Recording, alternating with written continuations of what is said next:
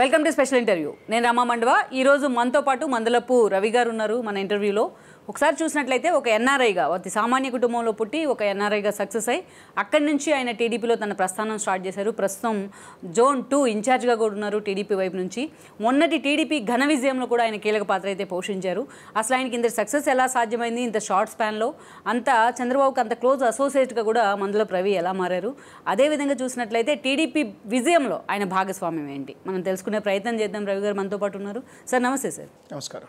Sir first of all ఒకసారి టీడీపీతో మీ association గురించి చెప్పుకునే ముందు, చంద్రబాబు నాయుడుతో మీ అసోసియేషన్ చెప్పుకునే ముందు ఒకసారి మీ చైల్డ్హుడ్కి వెళ్దాం. ఆ విషయాలు కూడా మాతో పంచుకునే ప్రయత్నం చేయండి. మా ఫ్యామిలీ యాక్చువల్గా పసుమర్రు కృష్ణా జిల్లా నుంచి వచ్చారండి. మేమందరం మా ఫాదరు మా గ్రాండ్ ఫాదరు అది పెటర్నల్ సైడ్. మా మదర్ సైడ్ వచ్చి మా మదరు గోసాల కృష్ణా జిల్లా మళ్ళీ. కానీ మా గ్రాండ్ పేరెంట్స్ ఇద్దరు కూడా ఖమ్మం డిస్ట్రిక్ట్ మైగ్రేట్ అయ్యారు. మైగ్రేట్ అయిన తర్వాత మా ఫాదర్ కూడా అక్కడే కాంట్రాక్ట్స్ చేసేవారు. నేను పస్మర్లోనే పుట్టాను అనేది చెప్పారు. ఆ రోజుల్లో ఉండేవి సరిగ్గా ఉండేవి కాదు. మీరు తెలిసినప్పుడు ఖమ్మంలోనే పుట్టారు. ఖమ్మంలో నేను అనుకోవడం భద్రాచలం కొత్తగూడెం ఆ ఏరియాలో ఎక్కడో పుట్టినట్టుంది నేను. అది అయిపోయిన తర్వాత దట్స్ ఓకే. అక్కడే చదువుకున్నాను. చదువుకున్న తర్వాత నేను ఇంజనీరింగ్ చేశాను. మెకానికల్ ఇంజనీరింగ్ చేసి అక్కడి నుంచి భద్రాచలం పేపర్ బోర్డ్స్లో కొంతకాలం పనిచేశాను.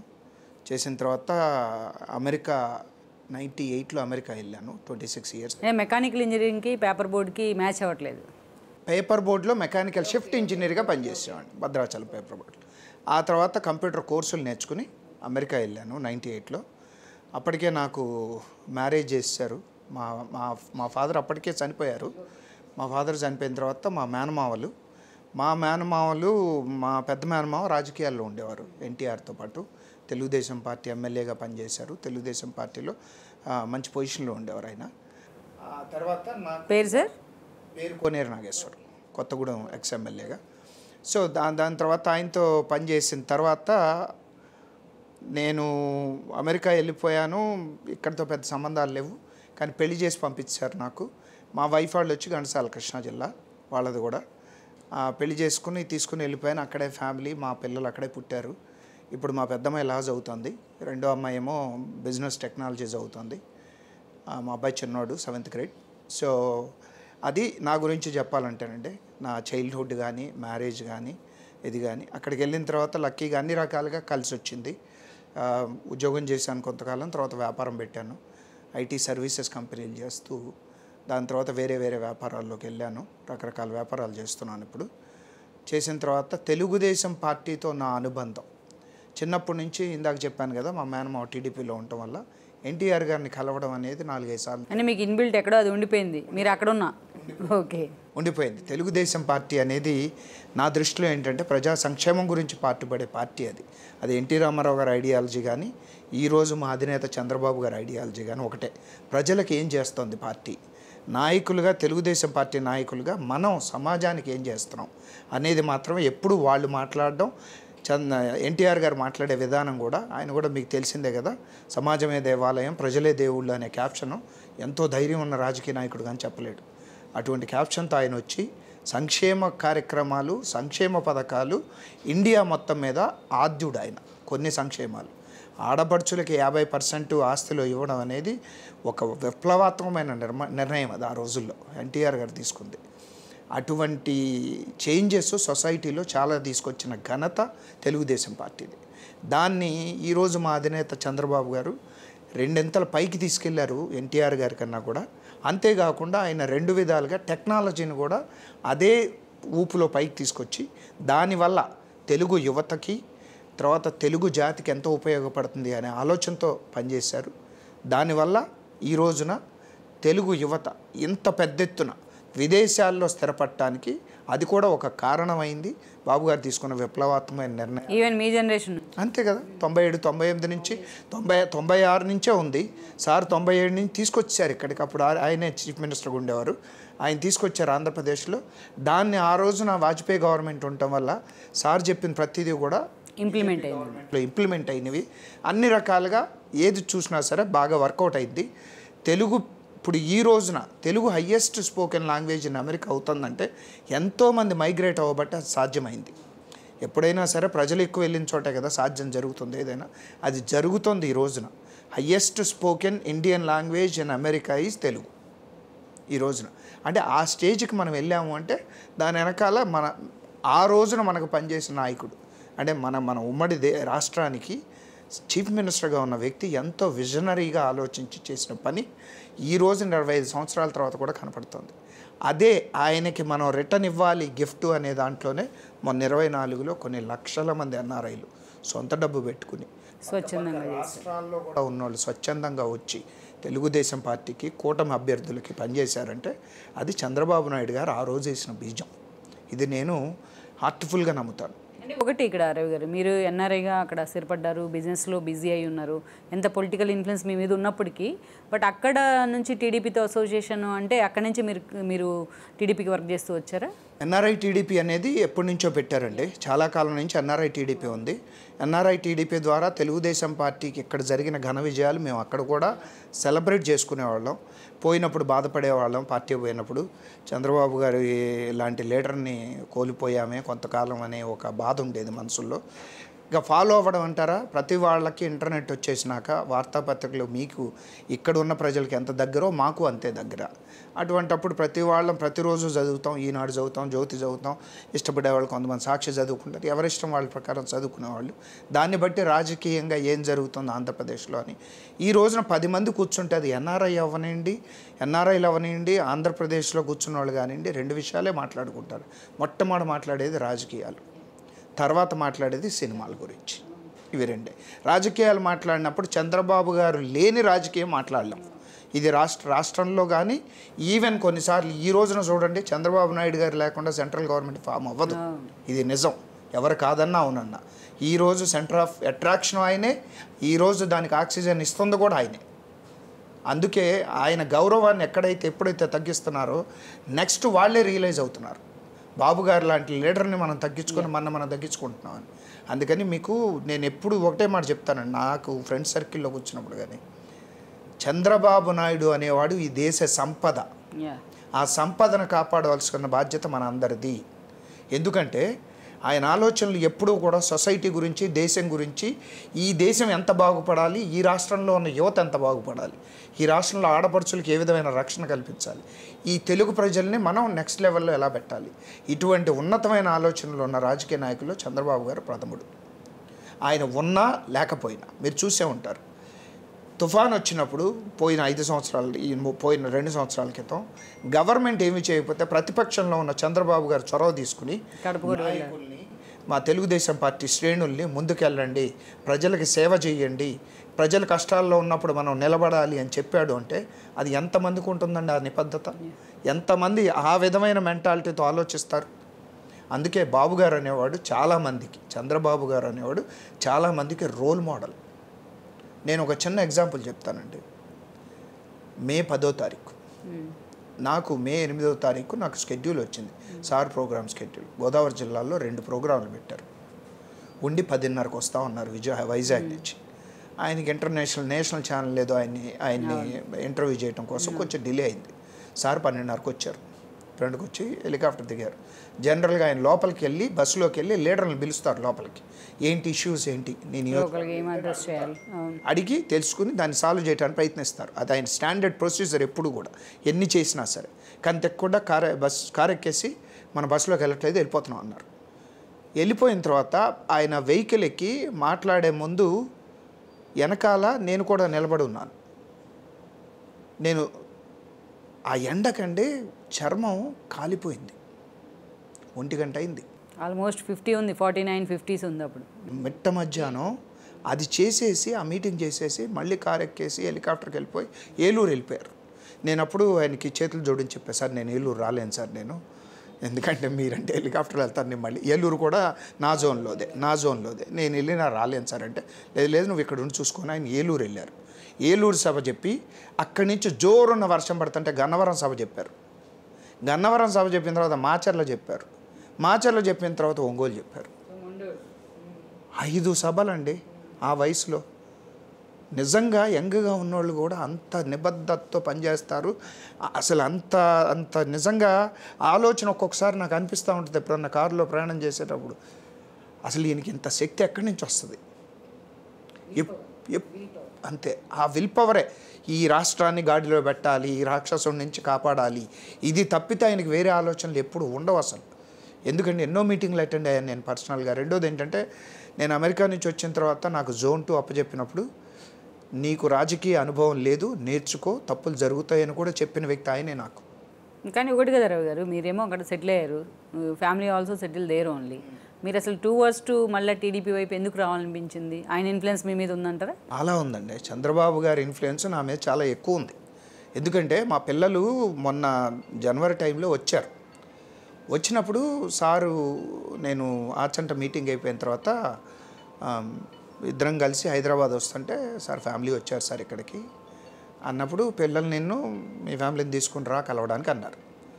వెళ్తే లోకేష్ బాబు 45 నిమిషాలు మా పిల్లలతోనూ మా వైఫ్తో మాట్లాడారు.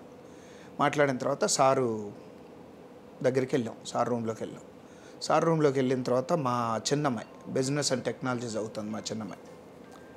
ఆ అమ్మాయి ఒక మాట అడుగుతాను సార్ మిమ్మల్ని అంతే. యా దట్స్ ఫైన్ సార్, మేము ఇప్పుడే మీ అబ్బాయితో మాట్లాడాం. He looks very smart and educated man. మీరు ఈ ఏజ్లో 3 సభలు చెప్పడం అనేది మీ హెల్త్ మీద ఎంత ఇంపాక్ట్ ఉంటుంది అని నేను అప్పటికి మా అమ్మాయిని తడుతున్నా. వద్దమ్మా మాట్లాడద్దు సార్ ముందు మాట్లాడుతాను. కానీ వాళ్ళకి తెలియదు, వాళ్ళు ఉన్నది చెప్పేయాలనుకుంటారు. ఆయన అనేవాడు నాకు ఐడోల్, మా పిల్లలకి అది తెలియదు, ఇంకా నేను చెప్పడమే అని చెప్పిన తర్వాత మీ అబ్బాయికి కొంత బాధ్యత అప్పచెప్తే బాగుంటుందేమో అని అంది మా అమ్మాయి. అంటే ఇంకా వాళ్ళకి ఆ బాధ్యత అప్పచెప్పాలంటే వాళ్ళు నా నుంచి ఇంకా నేర్చుకోవాలమ్మా అన్నాడు. అంటే లోకేష్ బాబు 3200 కిలోమీటర్ల పాదయాత్ర చేసిన తర్వాత కూడా ఇంకా నేర్చుకోవాలి అంటున్నా. అంటే ఆయన ఎక్స్పెక్టేషన్ చూడండి, ఒక లీడర్ గురించి, రేపు నెక్స్ట్ జనరేషన్ లీడర్కి, తెలుగుదేశం పార్టీ పగ్గాలు అప్పచెప్పాల్సిన లీడర్కి ఇంకా నేర్చుకోవాలమ్మా అంటున్నా. అంటే ఆయన ఎంత థింక్ చేస్తుండో చూడండి. అది చంద్రబాబు గారు ఒక మనిషి గురించి. ఆయన సొంత మనిషి అయినా బయట మనిషి అయినా అతను ఒక స్టేజ్కి వచ్చేదాకా ఇంకా సమర్థుడు కాడు అని అనుకుంటాడు. కానీ మా దృష్టిలో లోకేష్ బాబు సమర్థుడు. చంద్రబాబు గారు అంటే మాకు ఒక ఐడోల్. తెలుగుదేశం పార్టీకే కాదండి, ఐటీ రంగంలో ఉన్న చాలామంది చంద్రబాబు గారిని వర్షిప్ చేస్తారు, ఆయన ఆరాధిస్తారు. అది పార్టీలకు సంబంధం లేకుండా అటువంటి వ్యక్తిత్వం బాబు గారిది. ఏది డెవలప్మెంట్ అనే ఒకే ఒక కాన్సెప్ట్ మీద వెళ్తుంటాడు ఆయన. మీలాంటి వాళ్ళందరికీ ఎంతోమందికి బేస్ కదా. బేస్ అంటే అంతేకాదు, బేసే కాదు. ఆయన దగ్గరికి వెళ్ళిన తర్వాత నేను ఒకసారి గోదావరి జిల్లా నుంచి ఒక పెద్ద నాయకుడు నాకు ఫోన్ చేశారండి. ఏమంటే సార్ని కలవాలి అని. నేను అన్నాను హైదరాబాద్లో ఉన్నారండి, అరెస్ట్ అయ్యి బయటకు వచ్చినాక బిజీగా ఉన్నారండి అన్నాను. అంటే ఆయన ఏం చేశాడు, రాజగోపాల్ గారి దగ్గరికి వెళ్ళి నేను కలవాలన్నాడు. సార్ ఇప్పుడు ఎవరిని కలవట్లేదండి, రెస్ట్లో ఉన్నారు అన్నాడు రాజగోపాల్. సార్ నేను సార్ని ఒక్కసారి కలవాలండి, ఆయన చూస్తే ఆ రూపం నా కడుపులోకి వెళ్ళిపోద్ది, నేను 6 నెలలు పనిచేయగలను అన్నాడు. ఆయన ఒక పెద్ద లీడర్. అంటే బాబు గారు అనేది ఒక చూసిన తర్వాత ఆయన వచ్చే ఇన్స్పిరేషన్తో ఒక 5-6 నెలలు గ్రౌండ్లో కష్టపడగలమనే ఒక పరిస్థితి తెలుగుదేశం పార్టీలో ఉన్న నాయకుల్లో కలిగిందంటే అది చంద్రబాబు వల్ల, అది బాబు గారు వల్ల. ఎందుకంటే ఆయన క్రమశిక్షణలో ఉంటాడు, అందరినీ క్రమశిక్షణలో ఉండమంటాడు. మా నాయకుడు వేరే వాడిని విమర్శించేటప్పుడు మనం విమర్శలు చెయ్యొద్దు అని మహానాడు మీద ఎంతోమందిని ఆపారు. కానీ అదే అవతల నాయకుడు అసెంబ్లీలో మా పెద్ద ఆయన్ని విమర్శించి, మేడంని విమర్శించి దోషంలో చేస్తుంటే ముసిముసి నవ్వులు నవ్వుతా, వెకిల్ నవ్వులు నవ్వుతా కూర్చున్నాడంటే అతను పెరిగిన వాతావరణం ఏంటి? రిజల్ట్ కనిపించింది. రవి గారు మీరు ఎలా వచ్చారు చెప్పలేదు, మీరు ఎలా ఇటు మూవ్ అయ్యారు? నేను చెప్పాను కదండి, తెలుగుదేశం పార్టీతో నా అసోసియేషన్తో పాటు నా ఇంట్రెస్ట్ తెలుగుదేశం పార్టీ.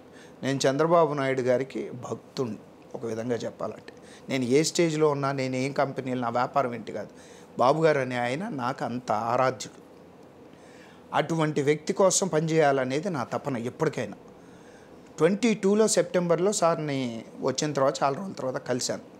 కలిస్తే ఏం చేస్తున్నావు అంటే ఇట్లా ఏముంటుంది and you came to India వ్యాపారాలే కదా సార్ అది ఇది అన్నప్పుడు నీ అవసరం పార్టీకి ఉంటుంది అని చెప్పారు ఒక మాట. రెడీగా ఉండి అన్నారు. సరే సార్ అని వెళ్ళిపోయాం. మళ్ళీ 23 ఫిబ్రవరి మార్చి టైం ఫ్రేమ్లో వచ్చిన తర్వాత మళ్ళీ కలిశాను. కలిసిన తర్వాత ఏంటి మరి దేని ఆలోచించావా అన్నారు. చెప్తాను సార్, ఆలోచించి చెప్తాను సార్, మీకు కొంచెం టైం కావాలంటే. టైం దగ్గరకు వస్తున్నాయి, ఎలక్షన్స్ వస్తున్నాయి, అందరం కష్టపడాలి సార్ అని చెప్పారు. సరే సార్ అని వెళ్ళిపోయారు. మళ్ళీ వెళ్ళిపోయిన తర్వాత జూలైలో తానా సభల్లో రవి వేమూరు గారు వచ్చారు. రవి వేమూరు గారు వచ్చి ఎన్ఆర్ఐ టీడీపీ మీటింగ్ పెట్టినప్పుడు మేమందరం స్టేజ్ మీద ఉన్నప్పుడు రవి మందలపు గారిని జోన్ 2 ఇన్ఛార్జ్ చేశారు చంద్రబాబు గారు, చెప్పమన్నారు అని చెప్పారు. చెప్తే అక్కడే స్టేజ్ మీద చెప్పారు. ఇక పెద్ద ఆయన మాటను మనం కాదనలేము. వెంటనే నేను బయలుదేరి వచ్చేసాను, సార్ని కలిశాను. సార్ వచ్చేసాను సార్ అంటే గ్రౌండ్కి వెళ్ళన్నారు. గ్రౌండ్లో సంవత్సరం నుంచి ఆల్మోస్ట్ 11 నెలల నుంచి గ్రౌండ్లోనే ఉండి సార్కి ఎప్పటికప్పుడు రిపోర్ట్లు ఇస్తూ ఏం జరుగుతుందో చెప్తూ కష్టపడ్డాం. సార్ డైరెక్షన్లోనే ఎలా చేయాలి, ఏం చేయాలని ఇచ్చాను ఆయన డైరెక్షన్లో, ప్లస్ లోకేష్ బాబు డైరెక్షన్లో. వాళ్ళిద్దరూ చాలా పర్ఫెక్ట్గా మాకు డైరెక్షన్ ఇచ్చారు. ఆ డైరెక్షన్లో మేము వర్క్ చేసాం.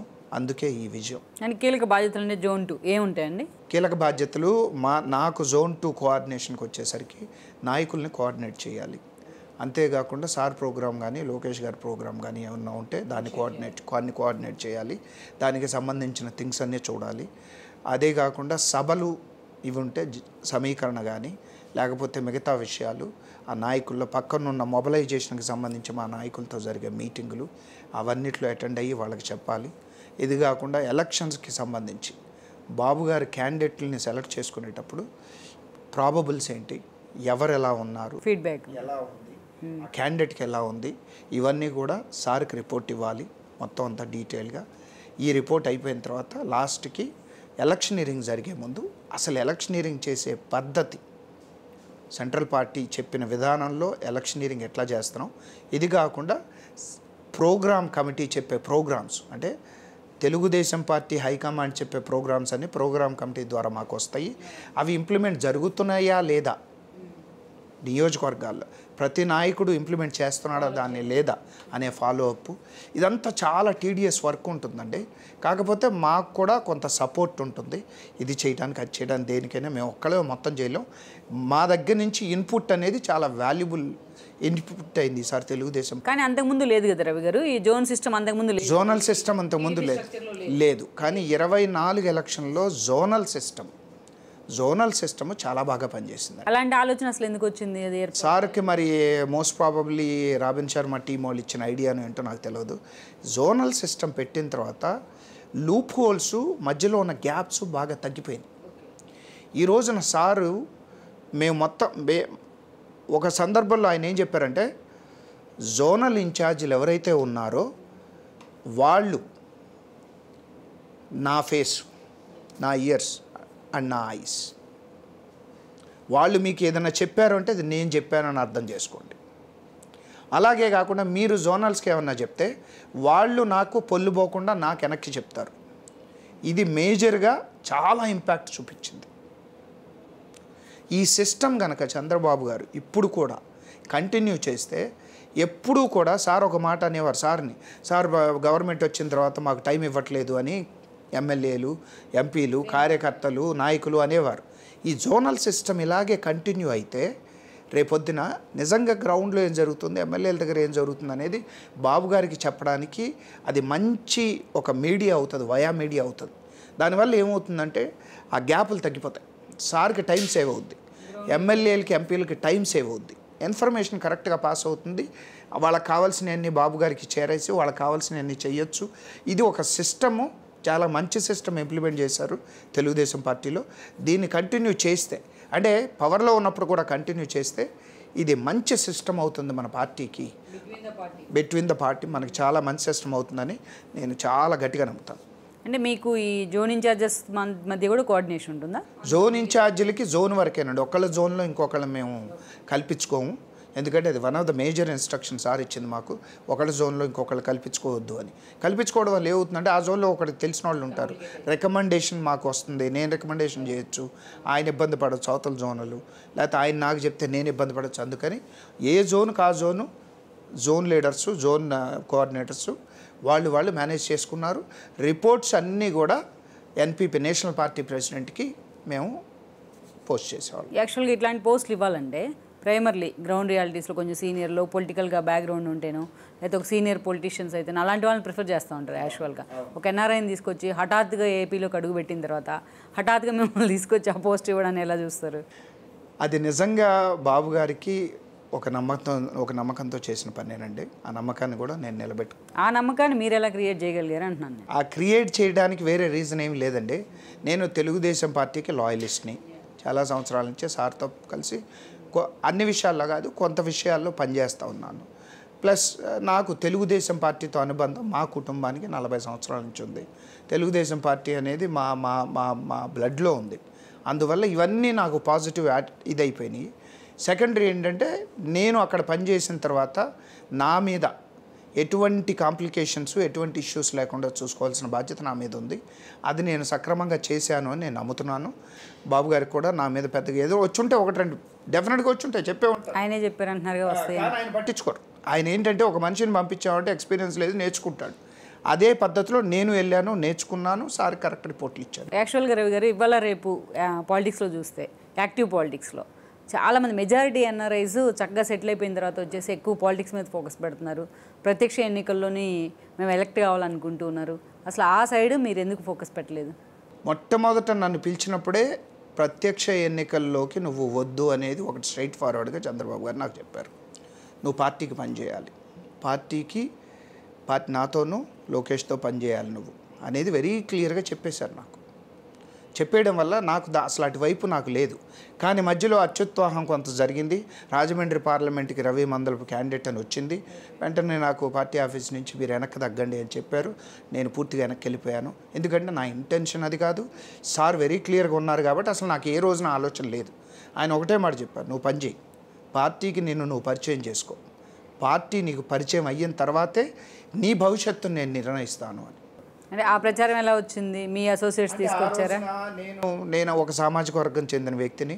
రెండోది అక్కడ ఖాళీ ఉంది. ఆ రోజున క్యాండిడేట్స్ ఎవరు లేరు. అప్పటికి అలయన్స్ ఇంకా రాలేదండి ఇంకా. అందువల్ల అది వచ్చింది. కానీ ఎప్పుడైతే అలయన్స్ వచ్చి మేడంకి ఇచ్చారు పురంధేశ్వర్ అనగానే అసలు అప్పటికే నేను లేను పిక్చర్. నేను వెళ్ళిపోయాను. నాకు పార్టీ ఆఫీస్ నుంచి వచ్చిన ఇన్స్ట్రక్షన్స్ వెనక్కి తగ్గండి అన్నారు. అయిపోయింది, డన్. నేను వెనక్కి వెళ్ళిపోయాను. ఇంటెన్షన్ పోటీ చేయాలి, ఎప్పుడైనా ప్రత్యక్ష ఎన్నికల్లోకి రావాలి. ప్రస్తుతం అయితే నాకు అసలు ఆ ఇది లేదండి. నా కోరిక ఎప్పుడు ఒకటేనండి, బాబు గారితో పనిచేయాలి. ఒక్క 10% ఆయనకున్న దాంట్లో నేను నేర్చుకోగలిగితే నేను అదృష్టవంతుడిని. ఇది కంటిన్యూ చేయడానికి లోకేష్ బాబుతో పనిచేయాలి. ఎందుకు అలాగే ఇవాళ మీ ఎన్ఆర్ఐ కోటాలోనే అదే మీ సామాజిక వర్గమే, అదే సామాజిక వర్గం అంటే ఐ మీన్ క్యాస్ట్ కాదు, మీ ఎన్ఆర్ఐ సామాజిక వర్గమే అనేది. పెమ్మసాని లాంటి వాళ్ళు వచ్చారు, టికెట్ తీసుకున్నారు, ఈరోజు కేంద్ర మంత్రులు కూడా అవుతూ ఉన్నారు. పెమ్మసాని గారు మొదటి నుంచి ఆయన ఇంట్రెస్ట్ డైరెక్ట్ ఎలక్షన్ చేయాలని. ఒకసారి పెమ్మసాని గారు నేను మాట్లాడుకున్నప్పుడు కూడా నాకు వేరే ఆలోచనలు లేవండి రవి, నాది డైరెక్ట్ ఎలక్షన్ నేను చెయ్యాలి అనేది ఆయన కోరిక. అదే సార్ దగ్గర ఎక్స్ప్రెస్ చేశారు. ఆయన ఇంట్రెస్ట్ కూడా సార్ కూడా దాన్ని పాజిటివ్గా తీసుకుని ఆయన కరెక్ట్ అయిన ప్లేస్లో నిలబెట్టారు. చూశారు కదా మీరు, థంపింగ్ మెజారిటీ వచ్చింది. పెమ్మసాని గారు విద్యావేత్త, చదువుకున్న, లక్కీగా మంత్రి కూడా ఈ రోజున మంత్రి కూడా అవుతున్నారు. అన్ని రకాలుగా అన్ని ఆర్డ్స్ పెమ్మసాని గారికి కలిసి వచ్చింది. అది రాజకీయాల్లో కలిసి వస్తుంటాయి. అట్లాగే ఈవెన్ ఆయన ఒకరే కాదు కదా రవి గారు, ఒక మీకు వెనిగల రాము గారిని తీసుకుని రాము ఈజ్ ఎ హీరో అండి. రాము ఈజ్ ఎ హీరో. ఇప్పుడు మేము రాష్ట్రంలో మా సార్ ఎట్లా ఒక దుర్మార్గుడికి వ్యతిరేకంగా పోరాడాడో, రాము గుడివాడలో ఇంకో దుర్మార్గుడికి వ్యతిరేకంగా గట్టి పోరాటం చేశాడు రాము. అందుకని నా దృష్టిలో రాము ఈజ్ ఎ హీరో. నన్ను ఎవడు ఎదిరించలేడు, నన్ను ఎవడు ఓడించలేడు అని పొగరబోతుగా మాట్లాడిన ఒక వ్యక్తి కొమ్ములు విరిచేసినాడు రాము. అట్లాగే ఉదయగిరి సురేష్ కాకర్ల అతన్ని కూడా ఎంత కష్టపడ్డాడో గ్రౌండ్లో చూసాం. కాంపిటీషన్ కూడా ఎక్కువైంది పాపం. చింతలపూడిలో రోషన్ ఎన్ఆర్ఐఏ. సో ఇట్లా ప్రతి ఎన్ఆర్ఐలు వచ్చిన ప్రతి వాళ్ళు నిలబడ్డారు, సార్ ఇచ్చారు, వాళ్ళని ఎంకరేజ్ చేశారు. ప్లస్ అంతేకాకుండా వాళ్ళు గెలిచారు, కష్టపడ్డారు, అందరూ గెలిచారు. అలాంటి ఫైట్ మీరు చేయాలనుకోవట్లేదా మరి? ప్రస్తుతానికి నాకు ఆలోచన లేదండి. డైరెక్ట్ ఎలక్షన్ అనేది నాకు ఎప్పుడు ఆ ఇంట్రెస్ట్ నాకు లేదు. నా ఉద్దేశం ఎప్పుడు కూడా సార్తో ఉండాలి, ఏం నేర్చుకోవాలి, పార్టీకి నేను ఎంత వర్క్ చేయాలి, రేపొద్దున పార్టీ నన్ను ఏం చేస్తుంది అనేది పార్టీకి వదిలేయాలి నేను. అది అంతే. నాకు అంతకన్నా వేరే ఆలోచన లేదు. లైఫ్ చాలా ఉంది, నేను టైం ఉంది, నాకేం కంగారు లేదు. నాదనేది పార్టీ చూసుకుంటుంది, మా పెద్ద ఆయన చూసుకుంటారు. అలాగే ఒక కీలక అంశం ఏంటంటే మొన్నటి ఒక అసలు అది ఘన విజయం కూడా అనలేము, వైసీపీ డిజాస్టర్ అని కూడా అనలేము, అది ఇంకా అంతకు మించి యాక్చువల్గా చెప్పాలంటే వర్డ్స్ కూడా ఉండవు కదా. ఇలాంటి ఘన విజయంలో జోనల్ ఇన్ఛార్జెస్ భాగస్వామ్యం, ఎస్పెషల్లీ మీ భాగస్వామ్యం అంటే ఏం చెప్తారు? మేమంత సక్సెస్ అవ్వడానికి ఒక కారణం ఉందండి. ఫిబ్రవరి 26వ తారీఖు సారు ఫస్ట్ లిస్ట్ రిలీజ్ చేసిన తర్వాత, అంటే ఆల్మోస్ట్ 2.5 months ప్రతిరోజు ఎంత బిజీగా ఉన్న ఆయన మాతో కాళ్ళు మాట్లాడేవారు, మా జోనల్స్తో అట్లీస్ట్ 10 minutes అన్నా మాట్లాడేవారు రోజు. ఇష్యూస్ వినేవారు, ఆ ఇష్యూస్కి సొల్యూషన్ ఇచ్చేవారు ఆయన. ఇలా చేయండి, ఇలా చేస్తే దాని రియాక్షన్ ఇలా ఉంటుంది అని. అది ఆయన చెప్పింది ప్రతిదీ కూడా ప్రతి జోనల్ ఇన్ఛార్జి కరెక్ట్గా ఇంప్లిమెంట్ చేసాం. చిన్న ప్రాబ్లం, పెద్ద ప్రాబ్లం, ఏ ప్రాబ్లం అయినా ఓపెన్గా సార్తో డిస్కస్ చేసాం. ఒక నాయకుడితో ఈ ప్రాబ్లం ఉంది అన్నప్పుడు ప్రచారం సరిగ్గా సాగట్లేదండి, కార్యకర్తలను కలుపుకోవట్లేదు, లేకపోతే జనసేనను కలుపుకోవట్లేదు, లేకపోతే మన క్యాడర్ వాళ్ళతో కలవడం, ఈ ప్రతి విషయం ప్రతి నియోజకవర్గం ప్రతి దాన్ని సార్కి ఎక్స్ప్లెయిన్ చేసాం. ఆయన ప్రతిదానికి మాకు సొల్యూషన్ ఇచ్చారు. చంద్రబాబు నాయుడు గారికి అవసరం లేదండి ఇది, మనకు అవసరం ప్రజలుగా. బాబు గారు 14-15 ఏళ్ళు చేసేసారు ఆల్రెడీ సీఎంగా. సీఎం పదవి ఆయనకు కొత్త కాదు, కానీ ఆయన తపన చూసిన తర్వాత మా అందరికీ కసి వచ్చింది. ఎప్పుడైతే ఏ తప్పు అయితే చేయకూడదో, ఏ బాల్ అయితే ఆడకూడదో క్రికెట్లో, అటువంటి బాల్ జగన్మోహన్ రెడ్డి ఆడేశాడు. చంద్రబాబు నాయుడు గారిని జైల్లో పెట్టడం, అది చాలా పెద్ద తప్పు చేశాడు. అది అటువంటి తప్పు చేసిన తర్వాత ఇంకా చూశారు కదా మీరు, అమరావతి రైతులు ఆడవాళ్ళని ఎంత దుర్మార్గంగా బిహేవ్ చేశారు. జుట్టు బట్టి లాగి, మన ఇంట్లో ఆడబడుచులు లేరా అసలు చేసేటప్పుడు మనం ఆలోచించొద్దా? అది ఒకటి. 2, అసలు మీరు ఏ సిస్టమ్ని డిస్ట్రాయ్ చేయలేదు. మద్యపాన నిషేధం అని చెప్పి చీప్ లిక్కర్ని తీసుకొచ్చి ప్రజల ఆరోగ్యంతో ఆటలాడుకున్నారు. బాబు గారు ఇచ్చిన ఎన్నో విదేశీ విద్య, ఇటువంటి ఎన్నో కార్యక్రమాలు నువ్వు రద్దు చేసేసావు. అన్నా క్యాంటీన్ నీకేం తప్పు చేసిందండి? పేరు మార్చుకో, నీకు కాకపోతే దాన్ని కంటిన్యూ చేసి 5 రూపాయలకు భోజనం పెట్టొచ్చుగా నువ్వు. అసలు నీ కోపం ఏంటి? తినేవాడు నీ బంధువా? నీ బంధువు కాదు కదా. ప్రజలు పట్టడన్నం కావాలి కదా వాళ్ళకి. అది టిడ్కో ఇల్లు, బాబు గారు అన్ని టిడ్కో ఇల్లు కడితే రంగులేసి వదిలేసావు. నీ శాడిజానికి ఒక అర్థం లేదా? ఇవ్వకుండా ఆపేసుకున్నావు. అస్సలు ఏ సిస్టమ్ చూస్తే దాన్ని డిస్ట్రక్షన్ చేసేసావు. ఈరోజు చూడండి, గత బాబు గారు 4వ తారీఖు గెలిచారు, ఈరోజు 10వ తారీఖు. ఎంత పురోగతి ఎంత ఉందో చూడండి. అమరావతిలో మొత్తం చెట్లన్నీ తీసేస్తున్నారు 85 జేసీబీలు పెట్టి. అంటే ప్రోగ్రెసివ్ నేచర్ అనేది బాబు గారి పేరులోనే ఉంది, ఇంకా ఆయన తీసుకోవాలా. పెరుగుతాయండి, తప్పదు. ఎక్కడైతే మీకు అభివృద్ధి కనపడుతుందో అక్కడ ప్రజలు వెళ్తారు. ఒకప్పుడు ఎక్కడ నీళ్లు ఉంటే అక్కడికి వెళ్ళేవారు, వ్యవసాయం చేసుకునేవారు. ఈరోజు ఎక్కడ అభివృద్ధి ఉంటే అక్కడ మేము కూడా ఒక 10 పైసలు పెడదాం అనుకుంటారు ఎవరైనా. దానికి కమరావతి అని పెట్టారు. అసలు ఏమన్నా అర్థం ఉందా? అరే ఎలక్షన్ కమిషన్కే పెట్టారు, కమిషనర్కి. మీరు అసలు ఎన్ని రాతలండి దానికి, ఎన్నిసార్లు చెప్పింది తెలుగుదేశం పార్టీ. అక్కడ లేరు వాళ్ళు, ఆ సామాజిక వర్గమే లేదు. ఎస్సీలు ఉన్నారు ఎక్కువ, రెడ్లు ఉన్నారు. ఉన్నా తప్పులేదు, ఉండకూడదా ఈ రాష్ట్రంలో? తప్పేంటండి? ఎవరైనా ఉండొచ్చు. అందుకని నువ్వు కులాన్ని బట్టి నువ్వు నీ దగ్గర ఉన్న అదే కులం ఎమ్మెల్యేతో తిట్టిస్తావా?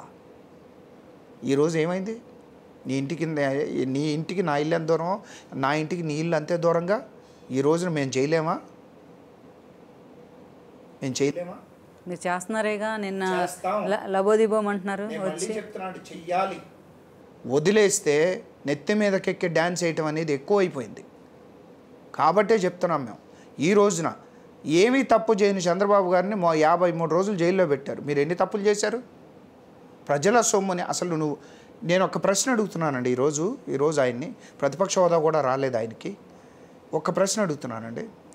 మొట్టమొదట నువ్వు సీఎంగా అయిన తర్వాత 3వ రోజు సభ పెట్టుకుని ప్రజావేదికను కూల్చే హక్కు నీకు ఎవడిచ్చాడు? ప్రజావేదికని మీ నాన్న కట్టాడా?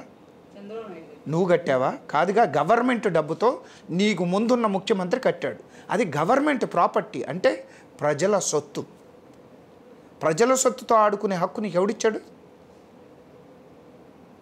ఈరోజు దాని మీద నిజంగా ఎవరైనా కేసు వేస్తే 10 కోట్లు ఆయన కట్టాల్సి వస్తాడు తెలుసా? అంటే నిన్ను అడిగే నాదుడు లేడని నీ ఇష్టం వచ్చినట్టు బిహేవ్ చేస్తావా?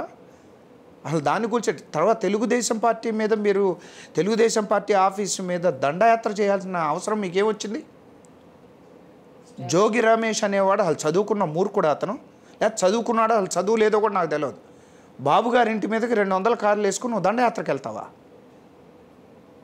ఈరోజు ఒక్క చిటికేస్తే మా కార్యకర్తలు దండయాత్ర చేయలేరా? అయిపోతున్నారా ఏంటి? చేయలేరా? మేము చేయమండి. అది ఇందాక చెప్పాను కదా, క్రమశిక్షణ అనేది మా నాయకుడు ముందే చేస్తామని చెప్పారు, వదలమని చెప్పాము. దండయాత్ర చేస్తామని చెప్పట్లా, కేసులు మేము పెడతాం. మీరు ఎన్ని కేసులు పెట్టారండి మా నాయకుల మీద? ఎక్కడ చూసినా సరే అటెంప్ట్ టు మర్డర్. ఏది మేము ప్రజాస్వామ్యయుద్ధంగా ప్రొసెషన్ చేసుకున్నా సరే మీరు కేసు పెడుతున్నట్టే. అది కూడా ఏంటి, అటెంప్ట్ టు మర్డర్ కేసు పెడుతున్నారు, లేకపోతే SC/ST అట్రాసిటీ కేసు పెడుతున్నారు. మేము పెట్టలేమా? ఈరోజు గవర్నమెంట్ వచ్చింది, మేము పెట్టలేమా? మిమ్మల్ని ఆ ఇబ్బందులు మేము గురి చేయలేమా?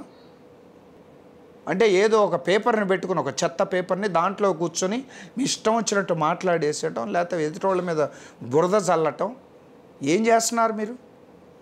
CBI అరెస్ట్ చేయడానికి వస్తే మీరు చేసింది ఏంటండి? అష్టదిగ్బంధనం చేసేస్తారు హాస్పిటల్ని. మన ప్రజాస్వామ్యంలో ఉన్నాం, నియంతృత్వంలో ఉన్నాం. ఏం చేస్తున్నారు మీరు? మరి వాళ్ళు ఆయనే గెలిపించారు కదా, మీరు చెప్తున్నాను కదా, గెలిపించడం అనేది అక్కడ ఉన్న పరిస్థితులను బట్టి ఆయన గెలిచి ఉండొచ్చు. కానీ ఆయన మెజారిటీ పోయినసారి ఎంత, ఇప్పుడు ఎంత? జనాల్లో వ్యతిరేక భావన వచ్చినట్టేగా. ఈరోజు కేసులన్నీ రీఓపెన్ అవ్వవా? నేను చేయించాలండి, చేయించకపోతే ఇప్పుడు నిజం జనాలకి నిజం తెలవాలి కదా. నారాసుర రక్త చరిత్రను నువ్వు రాసిన రోజున, ఏమి సంబంధం లేని మా అధినాయకుడిని దానికి అంటగట్టిన రోజున, ఈరోజు మేము నిజాలు చెప్పాలిగా ప్రజలకి. నిజాలు చెప్పాలంటే నిజాలు వెలికి తీయాలిగా. చట్టబద్ధంగానే వెళ్తాం, చట్టబద్ధంగానే మొత్తం వెలికి తీస్తాం. తీసి మిమ్మల్ని ఎక్కడికి పంపించాలో అనేది చట్టమే నిర్ణయిస్తుంది. ఈరోజు మీరు చంద్రబాబు నాయుడు బాటలో వెళ్తూ, అంటే మేము రెచ్చగొడుతున్నట్టు ఇది ఇట్లా మాట్లాడుతుంటే, మేము చట్టబద్ధంగా వెళ్తాం, చట్టబద్ధంగా కేసులు పెడతాం అంటే మీరు ఎప్పుడు అదే చెప్పారు. పార్టీ టీడీపీ ఎప్పుడు అధికారంలోనో అదే మాట్లాడుతుంది, అదే చెప్తా ఉన్నారు. కానీ అటువైపు నుంచి 5 ఏళ్ళు జరగాల్సిందంత జరిగింది. పార్టీ ఈవెన్ మీ లీడర్స్ కూడా డ్యామేజ్ అయ్యారు చాలామంది. అట్లాంటి లీడర్స్ మళ్ళీ తిరిగి తెచ్చుకొని కూడా తెచ్చుకోలేరు. సో ఇంకా చట్టబద్ధంగానే చేస్తామని చెప్తా అంటే మళ్ళీ ఇదే మొదలెత్తుకున్నట్టు కదా. ఒకటండి, చట్టబద్ధంగా కాకుండా వైసీపీ పార్టీ చేసినట్టు హింసించటము, కేసులు పెట్టడము, రాత్రిపూట బయటికి తీసుకురావడం, మా అచ్చెన్నాయుడు గారిని అరెస్ట్ చేసి తీసుకెళ్ళి ఆయన హెరాస్ చేయడానికి కొల్లు రవీంద్ర గారిని అదే చేశారు, ఉల్లిపాల నరేంద్ర గారిని అదే చేశారు, దేవినేని గారిని చేశారు, పట్టాభిని చేశారు, రఘురామ్ గారిని చేశారు. ఎవరిని చేయకుండా వదిలేరండి వీళ్ళు? ఎవరిని చేయకుండా వదిలేరు చెప్పండి మా నాయకుల్ని? వాళ్ళు నిలబడ్డారు కాబట్టి ఈరోజు కూడా వాళ్ళు పార్టీకి నిబద్ధతగా నిలబడ్డ లీడర్లు అండి. తెలుగుదేశం పార్టీ అదృష్టం అదే. నిబద్ధత ఉన్న నాయకులు తెలుగుదేశం పార్టీ ఆస్తి, కార్యకర్తలు తెలుగుదేశం పార్టీ ఆస్తి. ఆస్తులు పోగొట్టుకున్నారు, ప్రాణాలు పోగొట్టుకున్నారు, తలకాయలు బద్దలు కొట్టించుకున్నారు, ఆస్తులు పోగొట్టుకున్నారు. తెలుగుదేశం పార్టీ జెండాను వదలలేదు. అదే నిబద్ధత. ఈరోజు కూడా చెప్తున్నా, ఇక్కడ ఈరోజు తెలంగాణలోకి వస్తే తెలుగుదేశం పార్టీ ఈ రోజున మళ్ళీ మా పార్టీ పునర్నిర్మాణానికి మేము సిద్ధంగా ఉన్నాం. మా బాబు గారు అదే చెప్తున్నారు, తెలుగుదేశం పార్టీని మళ్ళీ మనం నిర్మిస్తున్నాం తెలంగాణలో అని. ఎందుకంటే తెలంగాణ సమాజానికి తెలుగుదేశం పార్టీ అంత మంచి చేసింది, మమ్మల్ని వాళ్ళు ఆదరిస్తారన్న నమ్మకం మాకుంది. మేము తప్పు చేసిన వాళ్ళం అయితే మళ్ళీ వెనక రాంగా అయిపోయిందని వదిలేస్తాంగా. కానీ చేయలా. ఈ సొసైటీకి మంచి చేసాం. బీసీలను తీసుకెళ్ళి అందరి మీద కూర్చోబెట్టాడు ఎన్టీఆర్ గారు. దాన్ని బాబు గారు కంటిన్యూ చేశాడు. హైదరాబాద్ని ఇంత డెవలప్ చేసి, సైబరాబాద్ అనే ఒక సిటీని క్రియేట్ చేసి, ఒక విజనరీ లీడర్గా ప్రపంచంలో జేజేలు కొట్టించుకున్న నాయకుడు చంద్రబాబు గారు. అటువంటిది అమరావతి పోయిన 5 సంవత్సరాల్లో ఎంత ఉన్నతమైన నగరంగా తీర్చిదిద్దేవాడు ఆయన ఒకటే మాట చెప్పాడు కదా, అది సెల్ఫ్ సస్టైనబుల్ సిటీ. అసలు దాని మీనింగ్ మీకు తెలుసా? మీరు 5 సంవత్సరాల్లో దాని డిస్ట్రక్షన్ చెయ్యని పని ఉందా? మీరు గేట్లు కట్టేసి వరదలో బాబు గారి ఇల్లుని ముంచుదామని ప్రయత్నం చేయటం, మీరు చేసే పడవలు అడ్డం పెట్టి, అసలు మీరు చేసిన మనుషులు చేసే పనులను మీరు చేసినవన్నీ మీకు అవన్నీ మంచిగా ఉంటాయా? ఆ రిజల్టే. ఇప్పుడు తప్పు చేయని వ్యక్తిని 53 రోజులు జైల్లో పెట్టారంటే అసలు అక్కడ కేసు లేదు. ప్రభుత్వాధినేతని ఫస్ట్ టైము జైల్లో పెట్టడం అనేది ఇతను చేసిందే, తప్పు లేకుండా, ఒక్క ఎవిడెన్స్ ప్రొడ్యూస్ చేయకుండా. నువ్వు ఇన్ని తప్పులు చేసావు, నీ మీద కేసులు పెట్టకుండా ఎందుకుంటారు? ప్రజావాద్యాలు పడతాయండి. పార్టీలు పెట్టకపోతే, గవర్నమెంట్ పెట్టకపోతే ప్రజలు పెట్టుకుంటారు. రేపొద్దున జరగబోయేది ఏదైనా సరే చంద్రబాబు గారు, ఆయన టెక్నాలజీని చాలా ఇష్టపడే వ్యక్తి. ఆయన ఈరోజు ఉందండి, ఎండి వాసుదేవ్ రెడ్డి బెవరేజెస్ కమిషన్ చైర్మన్గా చేశాడు. ఓకే, గవర్నమెంట్ ఇంకా ఫామ్ అవ్వాల, సిఎస్ ఆర్డర్ చేశాడు, ఆయన ఇంటిని సోదా చేశారు పడిని. ఓకే, ఇలాంటి సిచ్యువేషన్ గనులు డిపార్ట్మెంట్లో, ఎంఆర్ఐ డిపార్ట్మెంట్స్లో తగలేస్తున్నారు వీళ్ళు. ఏది ఫైల్స్ అన్నీ కూడా, డిస్కులన్నీ పాడు చేస్తున్నారు. ఇట్లాంటి జరగకూడదు ఫ్యూచర్లో అంటే బాబు గారు ఈరోజు నిజంగా థింక్ చేసి artificial intelligence along with cyber సెక్యూరిటీని ఇంప్లిమెంట్ చేయగలిగితే సారు ఇటువంటి సిచ్యువేషన్ ఏ రోజు రాదు. ఎందుకంటే అది ప్రజల ఆస్తి, ప్రజలకు సమాధానం చెప్పాల్సిన సిచ్యువేషను. అది చెప్పాలి అంటే ఇట్లాంటి దుర్మార్గులు ఉన్నంతకాలం ఇలా డిస్ట్రక్షన్ జరుగుతూనే ఉంటుంది. ఆడు ఏం చదువుకున్నాడు అనేది కాదు, ఇదేంటంటే ఒక ఉన్మాదమైన చర్యలు చేస్తున్నారు. ప్రజలంటే చాలా తక్కువ చూపుతూ ఉండే మనస్తత్వం కలిగిన మనుషులు వీళ్ళు. వాళ్ళు ఐఏఎస్లా, ఐపీఎస్లా, ఇంకొకటా కాదు. అసలు వాళ్ళ తీరు ప్రజల్ని తక్కువ చేసి చూపించడం కోసం చేసే పనులు. తప్పు చేసినప్పుడు దాన్ని నువ్వు పాడు చేయడానికి ప్రయత్నం చేస్తున్నావు, తప్పు చేసావనేగా, తప్పు చేసావనేగా. వీటన్నిటికీ మీ వైపు నుంచి రిజల్ట్ ఉంటుందా, రివోల్ట్ ఉంటుందా, ఏది ఎక్స్పెక్ట్ చేయొచ్చు? డెఫినెట్గా బాబు గారు రిజల్ట్ అయితే, రివోల్ట్ అనేది ఏంటంటే ఎప్పుడు వస్తుందంటేనండి, అవతల రివోల్ట్ అనేది ఇదే 161 సీట్లు, 165 సీట్లు రావడమే, 64 సీట్లు రావడమే రివోల్ట్. అది మేము చెయ్యం, ప్రజలు చేస్తారు. మేము జరిగిన డ్యామేజ్ని కంట్రోల్ చేస్తాం, రీగెయిన్ చేయాలి. జరిగిన డ్యామేజ్ ఎంత జరిగింది, రివెంజ్ చేయాల్సిన అవసరం మాకు లేదండి. లోకేష్ బాబు అదే చెప్తున్నాడు, రివెంజ్ మా పద్ధతి కాదు. చట్ట ప్రకారంగా రెడ్ బుక్లో మా కార్యకర్తలు, మా నాయకులు, ఏ నాయకుల్ని ఎవరైతే ఇబ్బంది పెట్టారో చట్ట ప్రకారం వాళ్ళ మీద యాక్షన్ తీసుకుంటాం. యాక్షన్ అనేది చట్టపరంగా వెరీ క్లియర్గా చెప్తున్నాడు. అంటే అతను ఉన్న పొజిషన్ నుంచి వేరే పొజిషన్కి పంపిస్తారా, లేకపోతే వేరే అసలు అతను జనాలకు దూరంగా ఉండే పొజిషన్లో పంపుతారా, లేకపోతే ఏం చేస్తారు అనేది అది ప్రభుత్వాధినేతగా చంద్రబాబు గారి ఇష్టం. అది లేదు, వాళ్ళు మాట్లాడింది కరెక్టే అని. ఆ రోజుల్లో ఉన్న డీజీపీ గారు ఏమన్నాడు, వాళ్ళకి మాట్లాడే స్వేచ్ఛ ఉందంట. ఈరోజు మాట్లాడే స్వేచ్ఛ మాకు లేదా? నువ్వు కూడా ఈ రాష్ట్రంలో ఉన్నోడివేగా. ఈరోజు మా కార్యకర్తలకు కూడా మాట్లాడే స్వేచ్ఛ ఉంటుందిగా మాట్లాడితే, కానీ మాట్లాడట్లేదు. ఎందుకు? చంద్రబాబు గారు ఇచ్చిన ట్రైనింగ్. మా నాయకుడికి అది ఇష్టం ఉండదు, మా నాయకుడికి వద్దనే పని మేము చెయ్యం.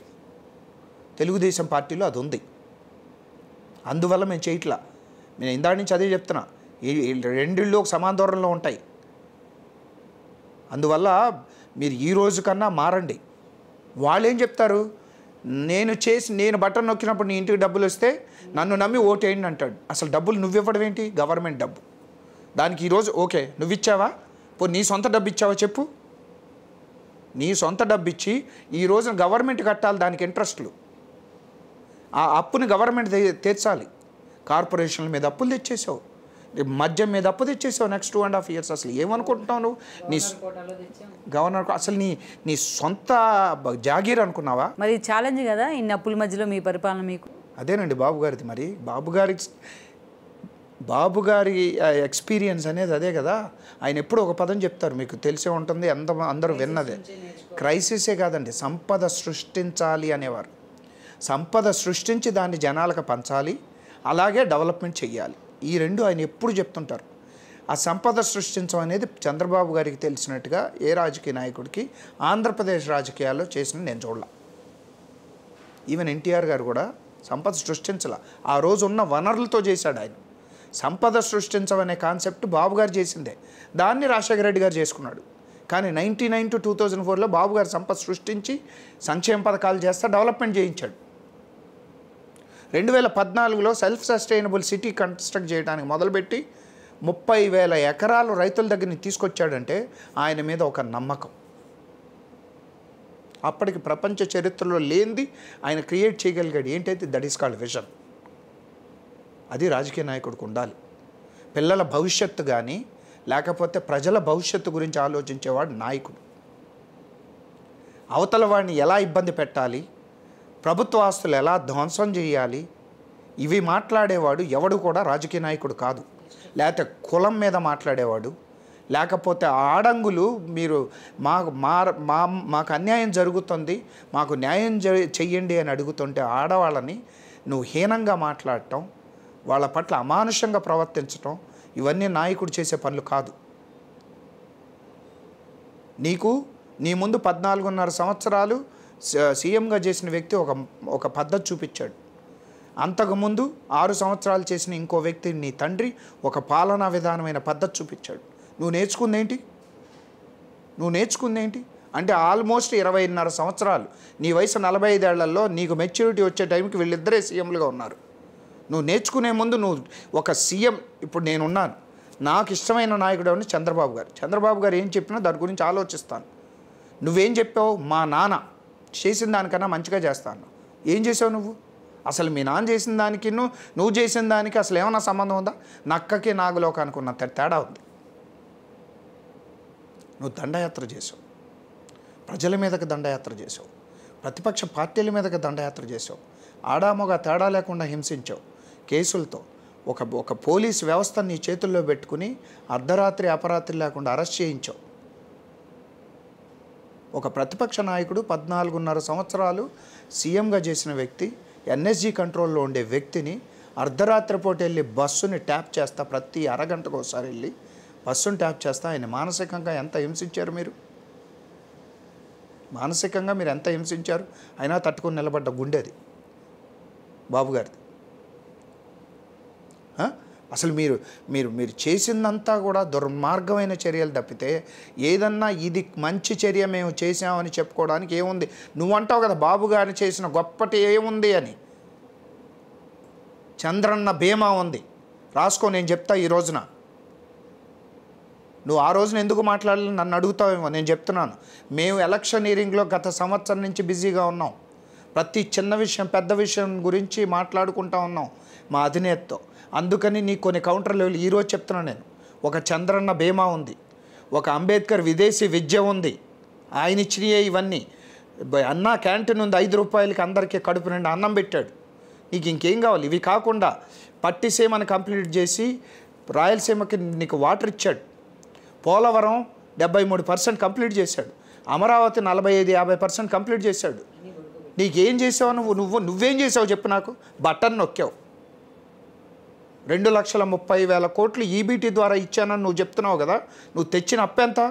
బాబు గారు తీసేసిన అప్పు తీస్తే వాళ్ళు దరిదాపుగా 10 లక్షల కోట్లు అప్పు తీసి మిగతా డబ్బు ఏది?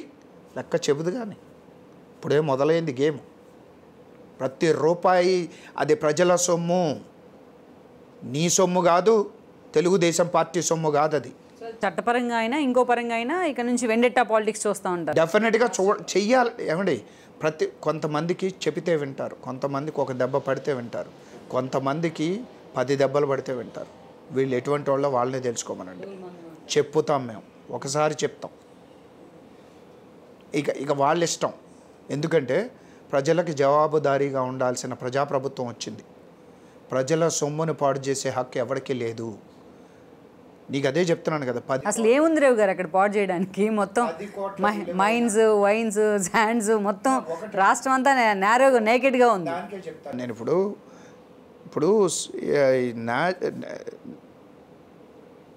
ప్రకృతి సంపద అనేది ఎప్పుడు క్రియేట్ అవుతుంటుందండి. ప్రకృతి క్రియేట్ చేస్తుంది, అది కూడా విధ్వంసం జరిగింది కదా. ప్రకృతి అనేది క్రియేట్ చేస్తూ ఉంటాయి. మైన్స్ కానీ, శాండ్ కానీ, మట్టి ఇవన్నీ క్రియేట్ అవుతూ ఉంటాయి. అది కొంతవరకు మనకి డ్యామేజ్ జరిగిన మాట వాస్తవం, కానీ క్రియేట్ అవుతాయి మళ్ళీ. నువ్వు చేసిన డ్యామేజ్ ఏంటో తెలుసా నీకు? పిల్లల భవిష్యత్తును డ్యామేజ్ చేసావు. అది రాదు 5 సంవత్సరాల పాటు. కానీ ఇంత క్రూషియల్ పీరియడ్లో ఇది సవాలే కదా నిజంగా. రేపు మీ గవర్నమెంట్కి అయినా సరే ఇప్పుడుంది మళ్ళీ రికవర్ చేయడం, రీజనరేట్ చేయడం, మళ్ళీ ఇప్పుడు సిచ్యువేషన్ని మళ్ళీ పాత రోజుల్లోకి తీసుకెళ్ళడం, 2014 తర్వాత పరిస్థితుల్లోకి. చంద్రబాబు నాయుడు గారు 30 సంవత్సరాల రాజకీయాల్లో కింగ్ మేకర్. అటువంటి రాజకీయ నాయకుడు ఈ రోజున ఈ రాష్ట్రాన్ని ఈ రాక్షసుడి నుంచి కాపాడాలని 10 అడుగులు కిందకి దిగి పార్టీలను కలుపుకొని దానికి తోడు చేతులు అందించిన జనసేన పవన్ కళ్యాణ్ గారికి హ్యాట్స్ ఆఫ్. కలిసి నిజంగా ఆయనకి ఈయన పెద్ద కొడుకులాగా పనిచేశాడు పవన్ కళ్యాణ్. మా పెద్ద ఆయనకు పెద్ద కొడుకులాగా పనిచేశాడు. ఇద్దరు కలిసి చేయి కలిపి ముందుకెళ్ళారు. అలాగే బీజేపీని కలుపుకున్నాం. ఎందుకు కలుపుకున్నాం? బీజేపీ అవసరం మాకుంది. సెంట్రల్ నుంచి ఫండ్స్ తెచ్చుకోవాలి బీజేపీ దగ్గర నుంచి. కానీ ఇప్పుడు అందరికీ వస్తున్న డౌట్ అదే కదా రవి గారు, మీరు అన్నారు కాబట్టి నేను అడగాల్సి వస్తుంది. లాస్ట్ టైం కూడా ఒక బెటర్ ఎక్స్పీరియన్స్ని బీజేపీ నుంచి మిగిల్చుకున్నారు కదా. అంటే రాజకీయాల్లో శాశ్వత శత్రువులు మిత్రులు ఉండరు, మీకు తెలిసిందే అది. కానీ తెలుగుదేశం పార్టీ బాబు గారి హయాంలో ఎక్కువగా ఎన్డీఏతోనే కలిసి ఉంది. ఎన్టీఆర్ గారి టైంలో అందరు కమ్యూనిస్టులతో కలిసి ఉన్నాం మేము ఎక్కువ. కానీ బాబు గారి టైంలో ఎక్కువ వాజ్పేయి గారి వల్ల కానీ ఆయన సరళమైన విధానాలు కానీ ఆ నాయకుడి తీరు కానీ తెలుగుదేశం పార్టీ బీజేపీ క్లోజ్గా ఉండింది. 14లో మళ్ళీ అదే సేమ్ సిట్యుయేషన్ ఉంటుంది. వాజ్పేయి గారి లాంటి సిట్యుయేషన్స్ మనకు ఉంటాయి బీజేపీతో. ఎన్డీఏని ఆ రోజున కూడా మనం బలోపేతం చేయడానికి, కానీ బీజేపీకి వాళ్ళకి సెల్ఫ్గా వచ్చేసిన సీట్లు మన అవసరం లేకుండా పోయింది. కానీ వాజ్పేయి గారు లాంటి లీడరే మాకు బీజేపీలో మళ్ళీ తగులుతాను. కానీ మోడీ గారి స్టైల్ వేరు, ఆయన వేరే స్టైల్లో కొంచెం వెళ్ళారు. సారు కూడా కొంత వెక్స్ అయిపోయారు మా సారు. ఇవన్నీ జరగటం వల్ల కొంత డ్యామేజ్ జరిగింది. ఆ డ్యామేజ్ నుంచి నేర్చుకున్న పాఠమే ఈరోజు తెలుగుదేశం పార్టీ కూడా కేంద్రంలో ఉన్న ఎన్డీఏ సర్కార్కి ఈరోజు మా అవసరం ఉండింది. కింగ్ మేకర్ అయ్యారు మా సార్. ఈ రోజున బాబు గారు కింగ్ మేకర్ అయ్యారు. అంతేకాకుండా మాకు కూడా వాళ్ళ అవసరం చాలా ఉంది రాష్ట్రానికి. అంటే మీరు బాబు గారిని లోకేష్ గారిని దగ్గరగా చూశారు కదా. సో లోకేష్ గారు మారారు, చాలా డిఫరెంట్ స్టైల్లో ఉన్నారు, క్వైట్ ఆపోజిట్గా చంద్రబాబు నాయుడు కొండబోతున్నారు అనేది ఒక చర్చ జరుగుతుంది. ఈవెన్ రెడ్ బుక్ కూడా కలిపి చర్చ జరుగుతుంది. నిజంగా కొత్త లొకేషన్ చూస్తూ ఉంటారా మనం ఇప్పుడు? ఏమండి, డెఫినెట్గా పవన్ కళ్యాణ్ గారి తర్వాత హయ్యెస్ట్ ట్రోలింగ్ జరిగిన వ్యక్తి, ఇంకా ఎక్కువే జరిగింది కూడా, లోకేష్ గారు. చాలా ఇబ్బంది చేశారు లోకేష్ గారిని. ఆయన్ని బాడీ షేమ్ చేశారు, ఎంతో ఇబ్బందికరమైన సిచ్యువేషన్స్ క్రియేట్ చేశారు. అటువంటి పరిస్థితుల్లో ఆయన ఏమీ లేదు, ఆయన మార్చుకున్నాడు. కోవిడ్ టైం ఎవల్యూట్ చాలా సొసైటీకి ఒక షాక్లా కనపడింది అది. ఆ తర్వాత ట్రోలింగ్ తగ్గింది, రైట్? ట్రోలింగ్ తగ్గింది. నువ్వు కొన్ని రోజుల పాటు లోకేష్ గారిని వర్ధంతికి జయంతికి తేడా లేదని ట్రోల్ చేశారు మీరు కొంతకాలం. నువ్వు మాట్లాడేది మధ్యలో కోవిడ్ టైంలో నీ స్పీచ్లో ఒక్క స్పీచ్లో అయినా తెలుగు స్వచ్ఛంగా మాట్లాడిన సందర్భం ఉందా? ఒక్క విషయానికి నువ్వు ట్రోల్ చేసావు ఆయన్ని, లోకేష్ గారిని. నువ్వు ఈరోజు చేసింది ఏంటి చెప్పండి? నువ్వు మాట్లాడమే రాదు నీకు సరిగ్గా. నీకు స్పీచ్ ఒకటి తయారు చేస్తే ముందు రోజు 5 గంటలు నువ్వు స్పీచ్ని ప్రిపేర్ చేసుకుని 5 సార్లు రిహార్సల్ చేసుకుని 6వసారి నువ్వు బయట ప్రజల ముందు మాట్లాడతావు. పాదయాత్ర మొదలెట్టి 3200 కిలోమీటర్ల పాదయాత్ర చేసి నేను దగ్గర నుంచి చూశాను అని ఎవరైతే కష్టాలు పెట్టారో రెడ్ బుక్లో రాసుకుని వీళ్ళకి మేము డెఫినెట్గా ఆన్సర్ చెప్తాను అన్నాడు. దాంట్లో తప్పేంటి? సో రెడ్ బుక్ అంటే వెండెట్ట కాదంట. రెడ్ బుక్ అంటే వెండెట్ట కాదండి. రెడ్ బుక్లో మీరు మాట్లాడి మీరు పెట్టిన ప్రతి దానికి కూడా అలాగే మీకు ట్రీట్మెంట్ ఉంటుంది. ఇప్పుడు ఎంతో ఇదిగా ఉండే మా సార్ ఒక రోజు అన్నారు, అతనికి అలాగే ఉంటుంది ట్రీట్మెంటు అని. మిజరబుల్ ట్రీట్మెంట్ ఉంటుంది అన్నారు చంద్రబాబు గారు. ఎందుకన్నారు? నువ్వు లైన్లు దాటేశావు. శిశుపాలుడి కన్నా ఎక్కువ తప్పులు చేసావు నువ్వు లైన్లు దాటి. ఇందాక చెప్పాను కదా, రాంగ్ బాల్ ఆడేశాడు చంద్రబాబు గారిని అరెస్ట్ చేయడం అనే రాంగ్ బాల్ ఆడేసావు నువ్వు. అంటే నువ్వు అవుట్ అయిపోవాల్సిందే, గుర్తుపెట్టుకో. ఇది ఫస్ట్ టైం అవుట్, ఇది టెస్ట్ మ్యాచ్ అయిపోయింది.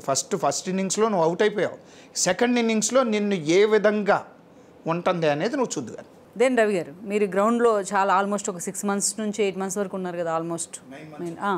సో దెన్ ఇంత హ్యూజ్ విక్టరీ అంటే ఓకే, మీకు విజయం సాధించడం, ఎక్కువ సీట్లు రావడం ఓకే, బట్ మెజారిటీస్ ఇంత భారీగా రావడానికి అసలు మేజర్ రీజన్ ఏంటంటారు? ఒకటండి, లేదండి, అంత భారీ మెజారిటీలు నేను పర్సనల్గా ప్రెడిక్ట్ చేయలేదు. నాకు 35 నియోజకవర్గాల్లో నా డౌట్ ఉన్న నియోజకవర్గాలు కొన్ని ఉన్నాయి దాంట్లో, కానీ వెరీ లిమిటెడ్, వెరీ ఫ్యూ ఉన్నాయి. ఆ ఫ్యూ నేను సార్ దగ్గర నా వ్యూస్ చెప్పాను. నేను ఎప్పుడు ఎలక్షన్ అయిపోయిన తర్వాత రోజు, సార్ నాకు డౌటు ఈ నియోజకవర్గాల మీద ఉంది సార్ అని చెప్పాను. చెప్తే అవునా అన్నారు. అవునా అన్న తర్వాత అవును సార్ నాకు ఎందుకో ఎలక్షనీరింగ్ కరెక్ట్గా జరగలేదేమో అన్న డౌట్ ఉంది సార్ నాకు అన్నారు. సరే అయితే అన్నారు. అంతవరకే విన్నారు ఆయన, ఇంకేం నాకేం చెప్పలా. వచ్చేసిన తర్వాత మ్యాండేట్ వచ్చింది. మ్యాండేటు నేను చెప్తున్నాను కదా, కసి కనపడింది. గోదావరి జిల్లాలు ఎప్పుడూ కూడా గోదావరి జిల్లాలు ఆంధ్రప్రదేశ్ ముఖ చిత్రం అంటారు. ఎందుకంటే అక్కడున్న మ్యాండేటు పాజిటివ్గా ఉంటే స్టేట్ పాజిటివ్గా ఉంటుంది, టువర్డ్స్ గవర్నమెంట్ ఫార్మేషన్ ఉంటుంది అనేది ఒక నమ్మకం. అటువంటి నమ్మకం మాకు జనవరిలోనే కలిగింది. జనవరి ఫిబ్రవరిలోనే సార్తో నేను మాట్లాడిన తర్వాత కానీ, బాబుగారితో మాట్లాడినప్పుడు కానీ, బాబుగారి వ్యూసు ఆయన ఒక మాట నాకు చెప్పిన విషయం కానీ నాకు నమ్మకం ఏమొచ్చిందంటే గోదావరి జిల్లాలు పాజిటివ్గా ఉన్నాయి. ఎక్కడైతే మనం కొంత వీక్గా ఉన్నామో కొన్ని ఫ్యూ సీట్స్ జనసేన ప్యాకెట్స్ చాలా బాగా యాడ్ అయింది గోదావరి జిల్లాలో, డెఫినెట్గా బాగా యాడ్ అయింది. మేము వాళ్ళకి యాడ్ అయ్యాం. ఎక్కడైతే వాళ్ళు నిలబడ్డారో మేము యాడ్ అయ్యాం, మాకు ఎక్కడైతే కావాలో వాళ్ళు యాడ్ అయ్యారు. ఇది చాలా జాగ్రత్తగా జరిగిన ప్రయాణం అండి, ఎక్కడ తప్పులు జరగకుండా తీసుకున్నాం. ఇక్కడ ఒక విషయం కూడా మనం హైలైట్ చేసుకోవాలి. చాలా కీన్ అబ్జర్వేషన్ ఏంటంటే చాలామంది అబ్జర్వ్ చేయండి, యాక్చువల్గా కమ్మ కాపుల మధ్య ఒక డ్రిఫ్ట్ ఉంది ఎప్పటి నుంచో కదా, కొన్ని కారణాలు, రాజకీయ కారణాలు, రంగా గారి ఇష్యూ తర్వాత కావచ్చు. కానీ ఈసారి అంత క్లియర్ కట్ కదా, అదేం లేకుండా అంత సహృద్భావ వాతావరణంలో వాళ్ళిద్దరూ కలిసి ఫస్ట్ అనుకుంటాను, మా జనరేషన్కి ఇది ఒక ఫస్ట్ ఎక్స్పీరియన్స్ అనుకుంటాను. అది చెప్తానండి, మీరు రంగా గారి ఎపిసోడ్ కానీ తర్వాత ఎపిసోడ్లు కానీ ఏదైనా సరే కాపులు కొంత కోపంగా ఉంటారు తెలుగుదేశం పార్టీ చౌదరీస్ అంటే. అట్లాగే గోదావరి జిల్లాలో అమలాపురం పార్లమెంట్లో శెట్టి బలిజలకిను కాపులకి పడదు, అది అందరికీ తెలిసింది. కానీ ఈసారి ఏంటంటే అందరికీ కనపడిన ఒకే ఒక్క కాజు, ఈ రాక్షసుని ఈ రాష్ట్రం నుంచే పారదోలాలి. దానికి ముందు ఇమ్మీడియట్గా ఉన్న శత్రుత్వాన్ని పక్కన పెట్టారు. పెట్టి apart from caste and creed, caste creed అన్ని మొత్తం అన్ని పక్కన పెట్టారు. పక్కన పెట్టి అందరం కలిసి సమిష్టిగా పనిచేద్దాం. పైన ఉన్న ఇద్దరు నాయకులు ఎంతో సహృద్భావంతో ఉన్నారు, కలిసి చేస్తున్నారు, ఏది చేసినా చాలా పాజిటివ్గా ఉన్నారు. మనం కలవటంలో తప్పే ఉంది? వాళ్ళే అంత స్టేచర్ ఉన్న వాళ్ళే తగ్గి పనిచేస్తున్నారు, ప్రవోక్ చేసినా కాలేదు కూడా. అటువంటిది మనం తగ్గడంలో తప్పే ఉంది అని అన్ని వర్గాలు ఆలోచించి ఈసారి కూటమికి వేయకపోతే మన భవిష్యత్తుకి భరోసా పోద్ది, మన భవిష్యత్తు అంధకారం అయిపోతుందని ఒక భయం క్రియేట్ అయింది. రివోల్ట్ అగేనెస్ట్ వైసీపీ వచ్చింది కాబట్టి ఇది మ్యాండేట్. 23 సీట్లు వచ్చినప్పుడు దేవుడు స్క్రిప్ట్ అన్నాడు, 151 సీట్లు వచ్చినప్పుడు దేవుడు స్క్రిప్టేగా, నువ్వన్న మాటేగా. సార్ ఇలా చూపిస్తాడు, మా సార్కి అలవాటు అది. మీకు వచ్చిన సీట్లు 11 చూపిట్లు ఆయన మా పార్టీ విక్టరీ చూపిస్తున్నాడు, దానికి కూడా ఉలిక్కిపడ్డారు ఒక 2 రోజులు. మీ పర్సనల్ ఇష్యూ విషయానికి వచ్చినట్లయితే ఏంటి మీ రోల్ ఎలా ఉండబోతోంది ఇక ముందు పార్టీలో? నేను ఎప్పుడు ఒకటే మాట చెప్తానండి, మా నాయకుడు గీసిన గీత మీద నడవటం నాకు ఇష్టం. ఆయన ఏం చెప్తే అది చేయడానికి నేను సిద్ధం. అంతేగాని నాకు ఇది అది అనేది నేను సార్ దగ్గరికి వెళ్ళి నేను చెప్పను. తెలుగుదేశం పార్టీలో నేను ఒక సుశిక్షితుడైన సైనికుడిని, చంద్రబాబు గారు మా అధినేత, ఆయన ఏం చెప్తే అది చేస్తా. ఆయన కనుక లోకేష్ గారికి బాధ్యత అప్పచెప్పి రవిని దీంట్లో ఈ పనిలో పెట్టంటే ఆ పని చేస్తా. మీకు పర్సనల్ టార్గెట్స్ ఏం లేవా రవి గారు? పర్సనల్ టార్గెట్ అనేది నాకేమి లేదండి, కాకపోతే తెలుగుదేశంలో ఒక మంచి పొజిషన్లో ఉండాలి అనే కోరిక అందరూ ఎలా అనుకుంటారో నాకు కూడా ఉంది. నేను సార్ దగ్గరే చెప్పగలను, అది బయట చెప్పలేను, తప్పుగా అనుకోవద్దు మీరు. సార్ దగ్గరను మా లోకేష్ బాబు దగ్గరే చెప్పగలను, డిస్కస్ చేయగలను. నేను అది డిస్కస్ చేసే టైం వచ్చిన రోజున గ్యారంటీగా డిస్కస్ చేస్తాను సార్, ఇలా ఇది నా కోరిక అనేది చెప్తాను. దాని ముందు పార్టీలో నేను ఇలాగే ఈ సంవత్సరం పాటు కష్టపడ్డా, దాని రిజల్ట్ వచ్చింది. ఇలా కష్టపడుతూనే పార్టీ ఇచ్చిన ఏ పొజిషన్ అయినా దానికి న్యాయం చేస్తూ మా నాయకుడికి ఎక్కడ బ్యాడ్ నేమ్ రాకుండా, నా వల్ల రాకుండా చూసుకోవాలనేది నాకు. అంటే మీరు వ్యక్తిగతంగా కానీ పార్టీ పరంగా మీరు అనుకున్న టార్గెట్ రీచ్ అయినట్టేనా, కొంతమేరకు సక్సెస్ అయినట్టే అనుకో? ఒక విషయంలో మాత్రం నేను సక్సెస్ అయ్యాను, ఏంటంటే చంద్రబాబు గారితో పనిచేయాలనేది నా కోరిక, నా కళ. అది ఈ సంవత్సర కాలం పాటు జరిగింది. బాబు గారికి డైరెక్ట్ రిపోర్టింగ్ అనేది నాకు జరిగింది. అది నేను దాని విషయంలో నేను చాలా అదృష్టవంతుడు. చాలామందికి జరిగి ఉండొచ్చండి, తెలుగుదేశం పార్టీ 45 ఏళ్ల సుదీర్ఘమైన రాజకీయ చరిత్ర ఉన్న పార్టీ, చాలామందికి జరిగి ఉండొచ్చు ఇంతకుముందు. నాకు జరిగింది, నేను పర్సనల్గా నేను హ్యాపీ బాబు గారికి పనిచేయటం అనేది. రేపొద్దున లోకేష్ గారికి పనిచేయాలని ఐఎమ్ వెరీ హ్యాపీ, ఎందుకంటే ఆయన పరిణితి చెందిన రాజకీయ నాయకుడు అయిపోయాడు ఈ రోజున. ఆయన పరిణితి రేపొద్దున రాష్ట్రానికి కానీ తెలుగుదేశం పార్టీకి కానీ అటువంటి నాయకుడు మేము ఉండాలి అనుకునేటువంటి నాయకుడు మాకు లోకేష్ గారు. అది అందువల్ల మాకు ఈ రోజున ఎవరు చెప్తున్నానండి, తెలుగుదేశం పార్టీ రావడంతో పాటు చంద్రబాబు నాయుడు గారు సీఎం అవడంతోనే ఆంధ్రప్రదేశ్ ప్రజలు గుండెల మీద చెయ్యేసుకొని ప్రశాంతంగా నిద్రపోండి, మీ భవిష్యత్తు ఆయన చేతుల్లో పెట్టండి, మీ భవిష్యత్తును తీర్చిదిద్దే బాధ్యత చెప్తుంది కదా మీ ట్యాగ్ లైన్ కూడా, మీ భవిష్యత్తు మా భరోసా. పెద్ద ఆయనకి అప్పచెప్పండి, ఆయన మీ భవిష్యత్తును తీర్చిదిద్దుతారు, మీ పిల్లల భవిష్యత్తును తీర్చిదిద్దుతారు. అదే పరంగా మేము తెలంగాణలోకి రాబోతున్నాం మళ్ళీ సారు డైరెక్షన్లో. ఆయన దాని గురించి కూడా కసరత్తు చేస్తున్నారు. ఎందుకంటే ఇది మా స్ట్రాంగ్ హోల్డ్ స్టేట్. అంటే ఇక్కడ రిటర్న్ గిఫ్ట్ ఇవ్వాల్సిన టైం కూడా వచ్చిందంటారా? రిటర్న్ గిఫ్ట్ ఆల్రెడీ ప్రజలు ఇచ్చేసారండి, ఇంకా సైలెంట్ రిటర్న్ గిఫ్ట్ ఇచ్చారు. ఇంకా దాని గురించి మేము పెద్ద ఆలోచన లేదు మాకు. ఏమండి నేను ఇందాక కూడా మీకు బాబు గారు పర్సనల్గా ఇవ్వరా అంటున్నాం. మాకు అవసరం లేదని ప్రతి చోట నేను ఇందాకే చెప్పానండి, మేము ఇవ్వాల్సిన అవసరం లేకుండానే ప్రజలే షాక్ ఇచ్చేస్తున్నారు ఎక్కడ పడితే అక్కడ. వాళ్ళకు తెలుసు, విఘ్నులు ప్రజలు, వాళ్ళకి తెలుసు ఎక్కడ ఏం చేయాలని. పరవకుండా ఎక్కువ ఆయాసపడకుండా ప్రశాంతంగా వాళ్ళు చేసేది మాత్రం వాళ్ళు చేసేస్తున్నారు. అది ఇక్కడ కూడా జరిగిపోయింది. జరిగిపోయిన తర్వాత దాని గురించి మేము ఇంకా మాకు పర్సనల్ వెండట ఏముంటుందండి, ఏం లేదు మాకేంటంటే మా పార్టీని నిలబెట్టుకోవాలి. ఇక్కడ ఎన్నో మంచి కార్యక్రమాలు చేసాము. పట్వారీ వ్యవస్థను రద్దు చేశారు ఎన్టీఆర్ గారు. అంతేకాకుండా బీసీలను అందలం ఎక్కించారు. 50 రూపాయల హార్స్ పవర్ ఎక్కువ లబ్ధి పొందిన తెలుగుదేశం ఇక్కడ తెలంగాణ రైతాంగమే. ఇట్లాంటి ఎన్నో సంక్షేమ పథకాలు చేసిన పార్టీ తెలుగుదేశం పార్టీ. అటువంటి పార్టీ తెలంగాణ సమాజంలో ఉండాలి అని మేము పర్సనల్గా కోరుకుంటున్నాం. అలాగే ఈ ప్రజలు కూడా మమ్మల్ని ఆదరిస్తారన్న ఒక నమ్మకం మాకుంది. అందుకనే తెలుగుదేశం పార్టీ మళ్ళీ రెండోసారి మేము రావాలి, ఈ రాష్ట్రంలో వస్తాము, మాకు ఆ నమ్మకం ఉంది. ఆంధ్ర ప్రజలు ఇచ్చిన భరోసా మాకు ఈ రోజున మేము తెలంగాణ ప్రజలు కూడా మమ్మల్ని ఆశీర్వదిస్తారని మేము ధైర్యంగా, గ్యారంటీగా, నమ్మకంగా ఉన్నాం. మేము ఆ నమ్మకం వమ్ము కాదని మేము అనుకుంటున్నాం. రైట్ రవి గారు, thank you very much Ravi. So చూసారు కదా, ఇది వాటి స్పెషల్ ఇంటర్వ్యూ. రవి గారి మాటలో మీరు విన్నారు. సో చంద్రబాబు చేతుల్లో ఏపీ భవిష్యత్ భద్రంగా ఉండబోతుంది అంటున్నారు. అండ్ త్వరలోనే తెలంగాణలో కూడా తెలంగాణ నేతలకి చంద్రబాబు నాయుడు స్పెషల్ టార్గెట్ కూడా ఇవ్వబోతున్నారు. మళ్ళీ రీవ్యాంప్ అవుతామని కూడా ఆయన చెప్తున్నారు. ఇది వాటి స్పెషల్ ఇంటర్వ్యూ. మరో ఇంటర్వ్యూతో మళ్ళీ కలుద్దాం. Straight with Rama. ఈ వీడియో మీకు నచ్చినట్లయితే please share, like and subscribe R24 Telugu.